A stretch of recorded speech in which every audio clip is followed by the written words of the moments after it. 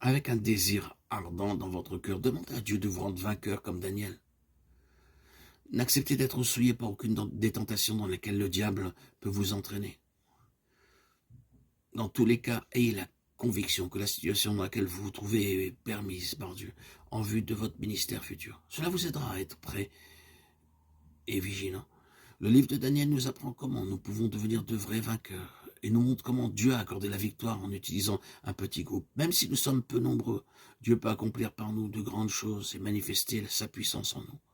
Il veut que nous soyons parmi ces quelques-uns qui ont été choisis. Il nous destine peut-être, sans que nous le sachions, à une grande tâche et une grande vocation. Ce travail de préparation comprend plusieurs étapes qui ont pour but de nous rendre aptes à porter toutes les responsabilités qui nous seront confiées.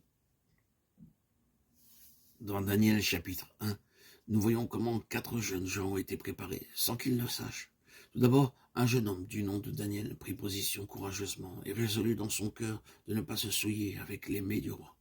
Non pas que Daniel eût un préjugé contre une telle nourriture, mais il savait que les aliments préparés dans le palais royal étaient d'abord offerts à des idoles. Quant au vin, Daniel savait qu'il émousserait l'essence. Voyant l'attitude de Daniel, ses 3 amis prirent courage et se joignirent à lui. Après 10 jours d'épreuve, il s'avéra qu'ils avaient meilleure mine et plus d'embonpoint que tous les autres jeunes gens. Au chapitre 2, nous voyons comment Dieu démontra devant les magiciens, les astrologues et les sorciers de Babylone la supériorité de la sagesse divine, dont ils ne faisaient aucun cas. À leurs yeux seuls comptaient leur science et leur philosophie terrestre. Mais lorsque vint le jour de l'épreuve, aucun d'entre eux ne fut capable de résoudre le problème posé par son roi. Ce monarque était grand, puissant et riche. Il eut un rêve qui le troubla et le remplit d'effroi. Bien qu'il eût oublié tout ce qui concernait ce songe, l'effet en persistait et le faisait trembler.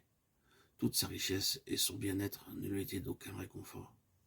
Tous les hommes de ce monde sont mis à l'épreuve de la même manière. Il leur est donné de remporter des victoires et de fonder des royaumes.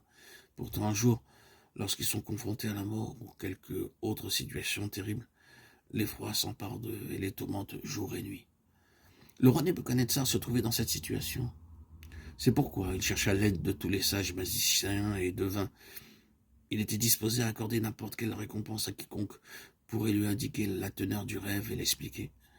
Cette demande était motivée non par la curiosité mais par la peur. Il arrive fréquemment que les gens rêvent, ils oublient tout ce qui s'y rapporte et ne se préoccupent pas de ce qu'ils ont rêvé. Cependant, le rêve en question était totalement extraordinaire, que le roi ne pouvait plus être heureux ou manger comme à l'accoutumée. Quel que soit son rang social, l'homme redoute quelque chose. C'est semblable, les circonstances, la maladie ou la mort. Souvent, la peur est introduite dans le cœur des hommes par des choses qui dépassent leur entendement. Le verset 26 du chapitre 21 de l'évangile de Luc nous apprend que dans les derniers jours, les puissances des cieux seront ébranlées, les étoiles tomberont, et il se produira beaucoup d'autres signes remplissant d'effroi le cœur des hommes. Seul le vrai salut vous affranchira de la peur. Il n'existe pas d'autre chemin.